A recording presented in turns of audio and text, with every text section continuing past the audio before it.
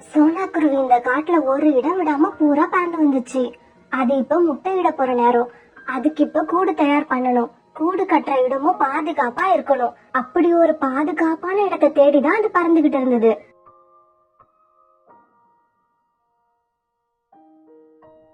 கடைசியா சோனா குருவிக்கு அப்படி ஒரு மரம் கிடைக்க அந்த மரத்து மேல வந்து உட்கார்ந்தது. பக்கத்துல உள்ள மரத்துல காலுக்காகவும் கோரிக்காகவும் கூடு கட்டி வாழ்ந்து வந்தாங்க.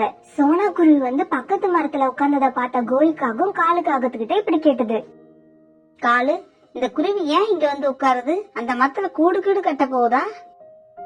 பாக்குறதுக்கு இந்த குருவி கூடு கட்ட வந்த மாதிரி தான் இருக்கு. அது இந்த காட்டுக்கு வாழ்றதுக்காக வந்திருக்குன்னு நினைக்கிறேன். இவங்க இப்படி பேசிக்கிட்டு இருக்க சோனா குருவி அவங்க கிட்ட பறந்து வந்து உட்காந்துச்சு. காகம்னா, நான் வேற காட்டுல இருந்து வரேன். நான் இப்ப முட்டையிடுற நேரம். அதுக்காக பக்கத்து மரத்துல நான் கூடு கட்டிக்கலாமா? இந்த காட்டுல ஏற்கனவே உணவு கிடைக்கிறது ரொம்ப கஷ்டமா இருக்கு. இதுல உனக்கு குழந்தைங்க வேற பிறந்தா அவங்க உணவுக்கு என்ன செய்வ? அத பத்தி நீங்க கவலைப்படாதீங்க. நான் உணவு தேடுறதுல கில்லாடி. எவ்வளவு வறட்சி வந்தாலும் நான் எப்படியாவது உணவு தேடி கொண்டு வந்துருவேன். எனக்கு எல்லா வேலையும் தெரியும். உனக்கு உணவு தேடுறது ஒரு பிரச்சனை இல்லைன்னா தாராளமா கூடு கட்டிக்கோ. நாங்க ஒன்னும் மறுப்பு சொல்ல போறதில்ல. இத கேட்ட சோனா குருவி ரொம்ப சந்தோஷமா அங்கிருந்து போச்சு. மறுநாள் பொழுது விழுந்துச்சு.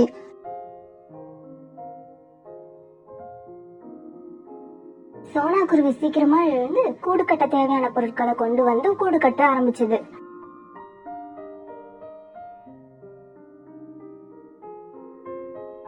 இத பார்த்த கோரிக்காவும் காலுக்கிட்ட இப்படி கேட்டது. காலு, நீ ஏன் அந்த குருவியை இங்க கூடு கட்ட சம்மதிச்ச? அங்க பாரு, கூடு கட்டுற வேலை இப்பவே துவங்கிடுச்சு. அது குழந்தைங்க எப்பவும் கத்திக்கிட்டே இருக்கும். நம்மளால நிம்மதியா தூங்கவே முடியாது. கோரி, உணவு தேடுறதுல நான் ஒரு கில்லாடின்னு அந்த குருவி சொன்னது உனக்கு ஞாபகம் இல்லையா? உணவு தேடுறதுல அது கில்லாடின்னா உணவை திருடுறதுல நம்ம கில்லாடி. அந்த குருவி இங்க இருக்கிற வரைக்கும் நமக்கு உணவை பத்தின கவலையே இல்லை. காலேஜி, இந்த விஷயம் என் மூளைக்கு எட்டவே இல்ல. காலேஜினா காலேஜி தான். பக்கத்துல சோனா குருவி அழகான கூட்டை கட்டி முடிச்சது. என்னோட கூட்டை ரொம்ப பலமா அழகா ரெடி பண்ணிட்டேன். எனக்கு பசிக்கிற மாதிரி இருக்கு. போய் உணவு எடுத்துட்டு வருவோம். உணவு தேட சோனா குருவி காட்டுக்குள்ள போச்சு. அங்க அதுக்கு கொஞ்சம் தானியங்கள் கிடைச்சது. அந்த தானியங்களை எடுத்துக்கிட்டு தன்னோட கூட்டுக்கு வந்துச்சு. தானியங்களை சாப்பிட்டு அன்னைக்கு இரவு சோனா குருவி நிம்மதியா தன்னோட புது கூட்டுல தூங்குச்சு. மறுநாள் பொழுது விழுந்துச்சு. இன்னைக்கு சோனா குருவி 2 முட்டை இட்டது. முட்டைய பார்க்க சோனா குருவி ரொம்ப சந்தோஷமா இருந்துச்சு. இன்னும் கொஞ்ச நாள்ல என்னோட முட்டையில இருந்து குழந்தைங்க வெளிவந்துரும். நல்ல நல்ல உணவுகளா கொடுத்து அவங்கள சீக்கிரமா பெரியவங்களா ஆக்கிடுவேன். இப்படி சொன்ன சோனா குருவி காகத்தோட கூட்டுக்கு போச்சு. நான் உணவு தேட போறேன். நான் வர வரைக்கும் என்னோட முட்டைகளை கொஞ்சம் பாத்துக்கிறீங்களா? தாராளமா போய் வா. அப்படியே உணவு கொஞ்சம் அதிகமா கிடைச்சா எங்களுக்கும் சேர்த்து எடுத்துக்கிட்டு வா. கண்டிப்பா, அதிகமா கிடைச்சா கண்டிப்பா எடுத்துட்டு வருவேன். பிறகு சோனா அங்க இருந்து பறந்து போச்சு. அம்மா அம்மா, எனக்கு ரொம்ப பசிக்குதுமா. அப்பா உணவை எடுத்துக்கிட்டு எப்ப வருவாங்க? ஜக்கு, உங்க அப்பா காலையில கிளம்பி போனாரு. ஆனா எப்ப வருவாரு சொல்ல முடியாதே. சரி இரு, குருவியோட கூட்டுல ஏதாவது இருக்கான்னு பாக்குறேன். இருந்துச்சுன்னா சத்தம் போடாம தூக்கிட்டு வந்துடுறேன். கோரி வந்து கூட்ட பாக்க அங்க சோனா குருவி தானிய கதிரை மறைச்சு வச்சிருந்தத பாத்துச்சு.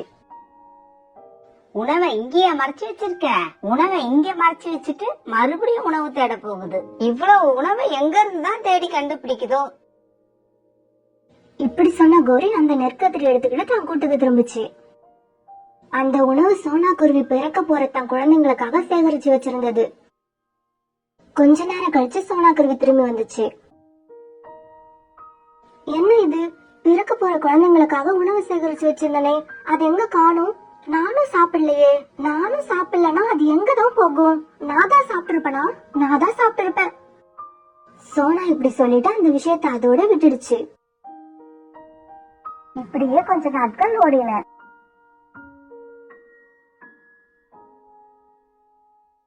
சோனாவோட 2 முட்டையில இருந்து 2 குழந்தைங்க பிறந்துச்சு. அதுங்க பார்க்க ரொம்ப அழகா இருந்துச்சுங்க. அம்மா, எனக்கு ஏதாவது சாப்பிட கொடு. எனக்கு ரொம்ப பசிக்குது. அம்மா, எனக்கும் பசிக்குது, எனக்கும் உணவு கொடு.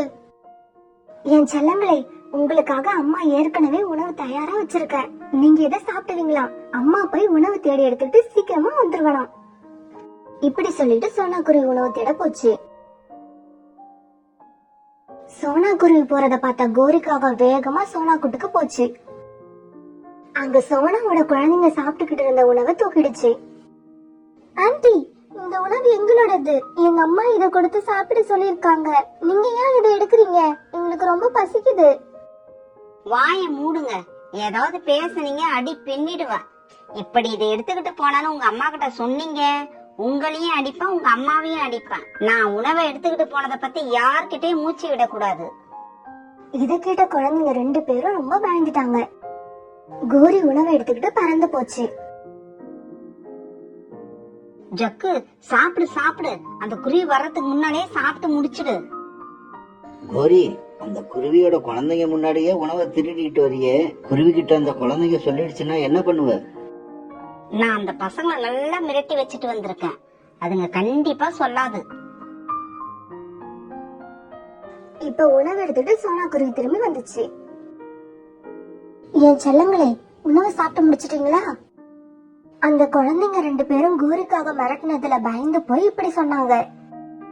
ஆமாமா, சாப்பிட்டு முடிச்சிட்டோம். சோனாக்குருவி உணவு தேடி கொண்டு வராது, அத காலுக்காக திருடி தன் குழந்தைங்களுக்கு கொடுக்க வேண்டியது. இது ஒரு தொடர் கதையா நடக்க ஆரம்பிச்சது.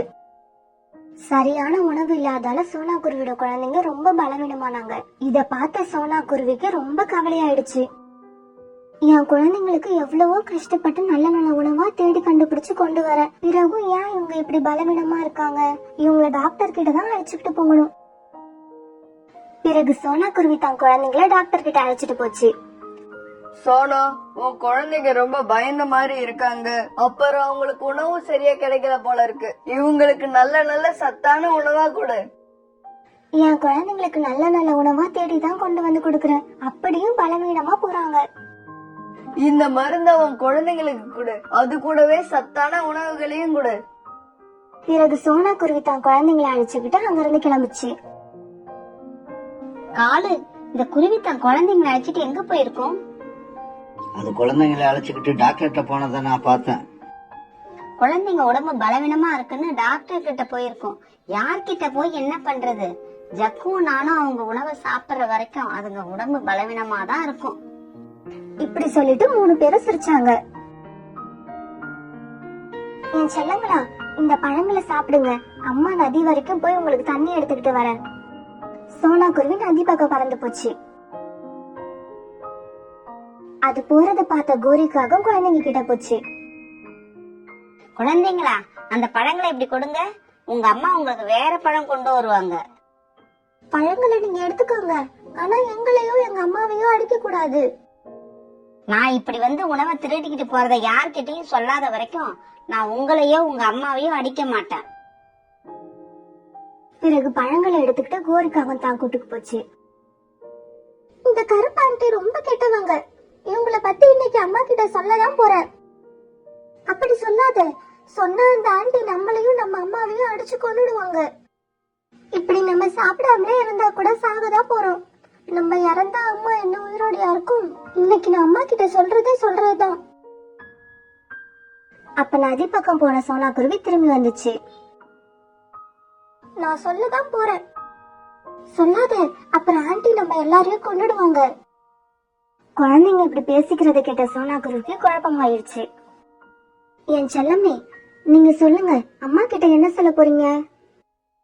அம்மா, தினமும் நீங்க எங்களுக்கு கொடுக்கற உணவை எதிர்கூட்டுல இருக்கிற கருப்பு ஆண்டி வந்து எடுத்துக்கிட்டு போயிடுவாங்க. இத உங்க அம்மா கிட்ட சொன்னா உங்களையும் உங்க அம்மாவையும் கொன்னுடுவேன்னு மிரட்டி வச்சிருக்காங்க. இப்ப சோனாக்குருவிக்கு எல்லாமே புரிய வந்தது.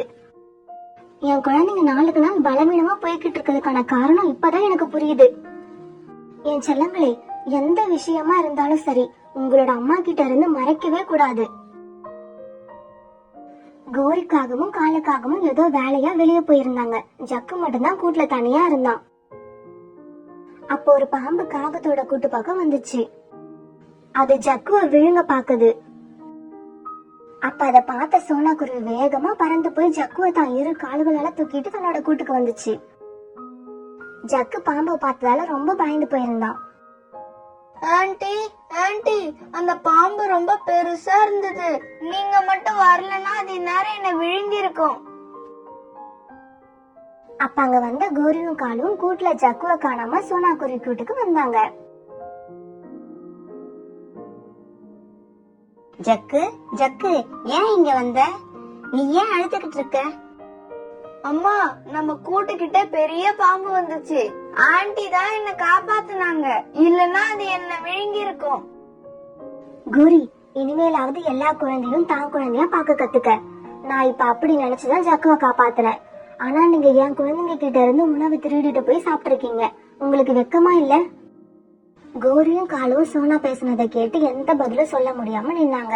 ஏன்னா சோனா குருவியோட குழந்தைங்க கிட்ட இருந்து இவங்க உணவு திருடியும் சோனா குருவி இவங்க மகளோட உயிரை காப்பாத்திருக்கு. நான் இந்த கூட்டுல இருந்து என் குழந்தைங்களை அழைச்சிட்டு போக போறேன். ஆனா ஒண்ணு மட்டும் ஞாபகம் வச்சுக்கோங்க, மத்தவங்களுக்கு தொல்லை கொடுக்கற யாருமே கடைசி வரைக்கும் நிம்மதியா வாழ முடியாது. சோனா, எங்களை மன்னிச்சிடு. இனிமே இப்படி திருட மாட்டோம். உன்ன மாதிரி ஒரு நல்ல மனசு கொண்ட குருவி எங்க தேடினாலும் கிடைக்காது. இருந்தாலும் சோனா குருவி தான் குழந்தைங்களை அழைச்சுக்கிட்டு அங்க இருந்து பறந்து போயிடுச்சு.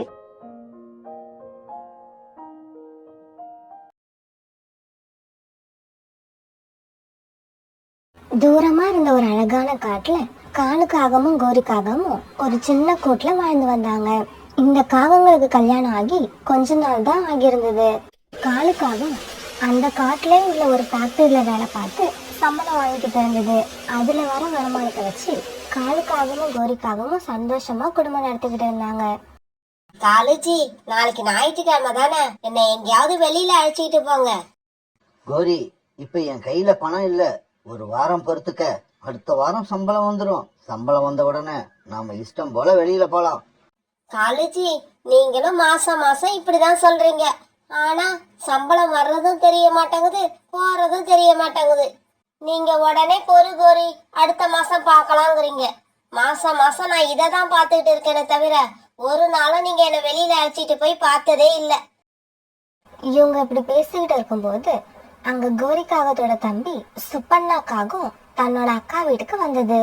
சுப்பண்ணா காகத்தை பார்க்க கோரிக்கு தம்பி மாதிரி இருக்காது, அண்ணன் மாதிரி இருக்கும். சுப்பண்ணாவோட வாட்ட சாட்டமான உடம்ப பார்க்கும்போது காலுக்காகத்துக்கு மனசுக்குள்ள ஒரு பயம் இருக்கதான் செஞ்சது. சுப்பண்ணா, வாடா வா. என்னடா சொல்லாம கொல்லாம வந்திருக்க? அது ஒண்ணும் இல்லக்கா, இந்த பக்கம் போற வேலை இருந்தது, அதான் போறப்ப சரி உன்னையும் பாத்துட்டு போலான்னு வந்தேன். காலுஜி, முத என் தம்பி நம்ம வீட்டுக்கு வந்திருக்கான். நீங்க போய் 1 கிலோ கறி எடுத்துக்கிட்டு வாங்க. என்னது, கறி குழம்பா? வேலையெல்லாம் அப்புறம் பாத்துக்கலாம். முதல்ல அக்கா வீட்டுல உக்காந்து கறி குழம்ப ஒரு புடி புடிச்சிட்டு போக வேண்டியதுதான். என்ன இது, ஞாயிற்றுக்கிழமையும் அதுவுமா படுத்து ரெஸ்ட் எடுக்கலாம்னு பார்த்தா இவன் வேற வந்து நம்ம உயிரை வாங்குறான். இப்ப என்ன பண்றது? ஏதாவது ஒரு குழப்பத்தை உண்டு பண்ணாதான் இவன் இப்ப இங்க இருந்து கிளம்புவான். இல்லன்னா இங்கேயே டென்ட் போட்டு தங்கிடுவான். ஏன் கோரி, கல்யாணம் முடிஞ்சு 6 மாசத்துக்கு அப்புறம் உன் தம்பி உனக்கு தங்கத்துல வளையல் வாங்கி போடுறதா சொன்னானே, அது என்ன ஆச்சு? வாங்கி போட்டுட்டானா? நல்ல வேலை காலேஜி, சரியான சமயத்துல எனக்கு ஞாபகப்படுத்துறீங்க. டேய் தம்பி, மாமா கேக்குறாருல்ல, பதில் சொல்லு.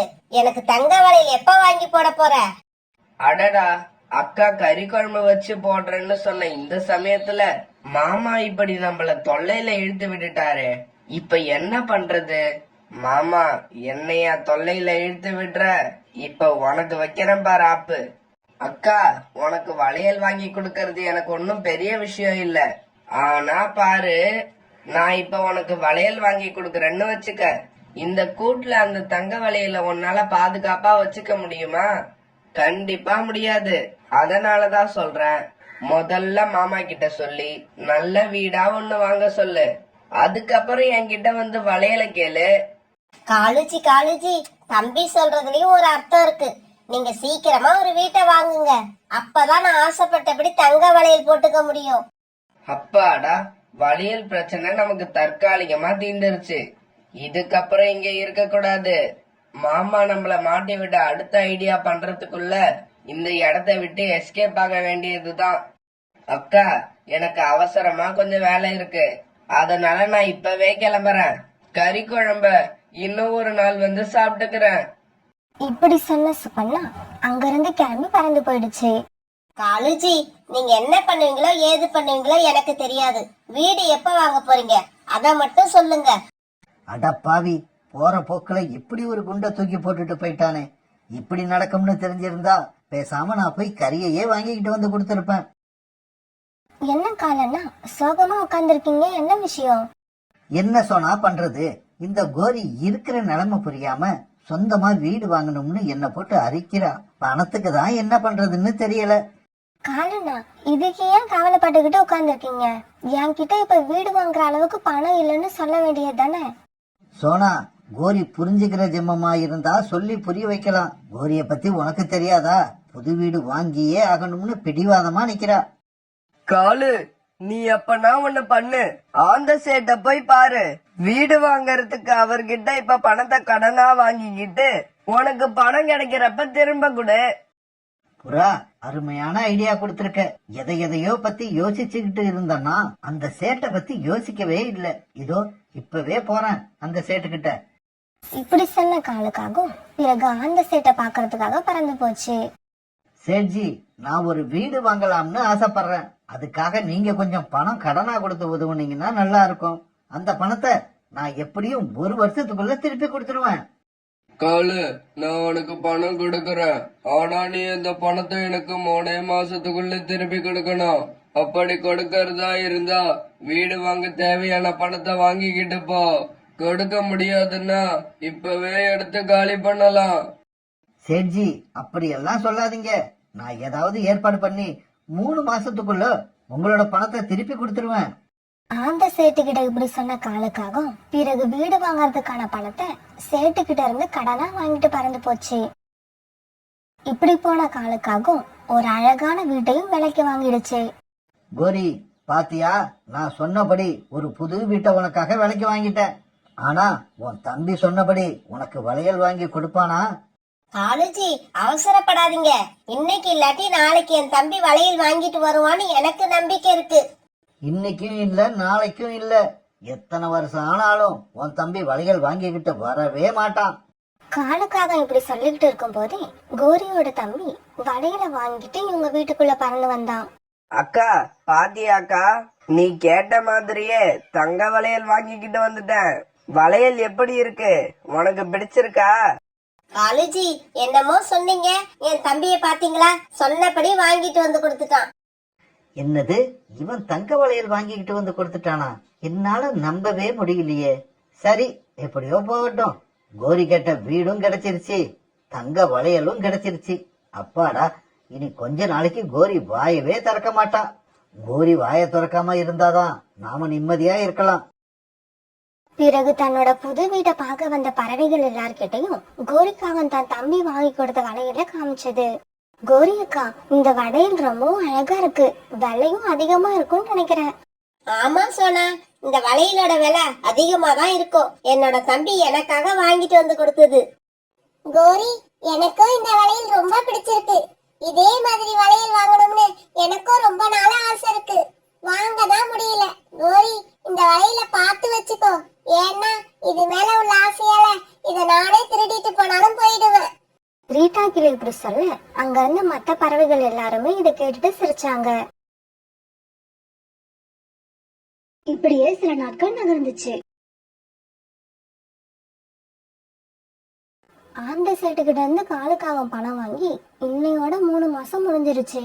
அதனால பணத்தை எப்படி திருப்பி கொடுக்கறதுங்கிற கவலையில காலுக்காக சோகமா உட்கார்ந்துருந்தது. இந்த சமயத்துல காலுக்காகத்தை தேடிக்கிட்டு அந்த சேட்டு அந்த இடத்துக்கு வந்துருச்சு.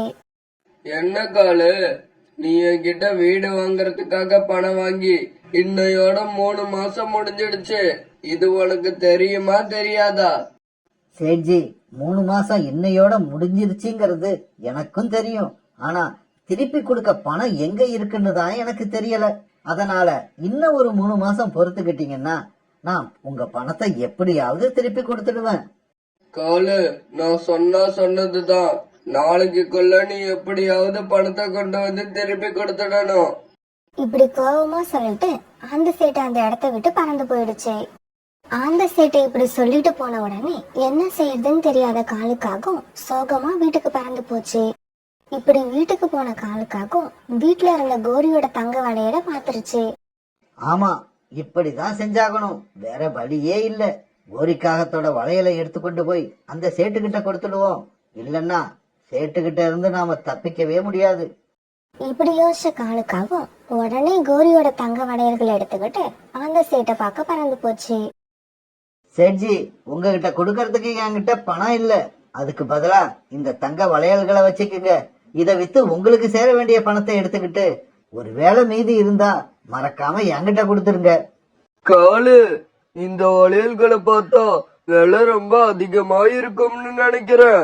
இந்த வளையல்கள் அதிகமான விலைக்கு போச்சுன்னா உனக்கு கொடுத்த பணத்தை மட்டும் எடுத்துக்கிட்டு மீதி பணத்தை உன்கிட்டயே கொடுத்துட்றேன். காலுஜி, நீங்க எங்க போயிட்டு வரீங்க? நம்ம வீட்ல இருந்த என்னோட தங்க வளையல காணோம். என் தம்பி எனக்கு ஆசை ஆசையா வாங்கி கொடுத்தது இப்படி அநியாயமா திருட்டு போயிடுச்சு. என்ன கோரி சொல்ற? உண்மையாவா? தங்க வளையல்கள் திருட்டு போயிடுச்சா? ஆமா காலுஜி, ஆமா. ரொம்ப தாகமா இருக்குன்னு தண்ணி குடிக்க நதி வரைக்கும் போயிருந்தேன். அதுக்குள்ள என்னோட வளையல எந்த பறவையோ வந்து திருடிட்டு போயிடுச்சு. ஏற்கனவே என்னோட தங்க வளையல்கள் ரொம்ப அழகா இருக்குன்னு எல்லா பறவையும் சொல்லிட்டு இருந்தாங்க. இதுல எந்த பறவையோ தான் நம்ம வீட்டுக்கு வந்து தங்க வளையல திருடிட்டு போயிருக்கணும். இப்ப நான் போலீஸ் ஸ்டேஷன் போய் இந்த விஷயத்த சொல்லி எந்த பறவை திருட்டு பறவைங்கிறத கண்டுபிடிச்சே தீருவேன். போலீஸ்க்கு போறேன்னு கோரி சொன்னதுமே காலுக்காகத்துக்கு பயம் வந்துருச்சு. உடனே காலுக்காக மெதுவா கோரி கிட்ட இந்த மாதிரி பேச ஆரம்பிச்சது. கோரி, இப்ப நீ போலீஸ் ஸ்டேஷன் போனீன்னா விசாரணை அது இதுன்னு நம்மள போலீஸ் ஸ்டேஷனுக்கும் வீட்டுக்குமா அலைய விட்டுருவாங்க. அதனால கொஞ்ச நாள் பேசாம இரு. நான் ஏதாவது ஐடியா பண்ணி அந்த தங்க வளையல்கள் எங்க இருக்கு, யார் திருடிக்கிட்டு போனதுன்னு எல்லாத்தையும் கண்டுபிடிக்கிறேன். இப்படி பேசிக்கிட்டே இருந்த காலுக்காகவும் கோரிக்காகவும் பிறகு அப்படியே படுத்து தூங்கினாங்க. மறுநாள் பொழுது விடிஞ்சிச்சு. காலையில கண் வீழ்ச்சி எந்திரிச்ச காலுக்காகத்துக்கு பெரிய அதிர்ச்சி காத்திருந்தது.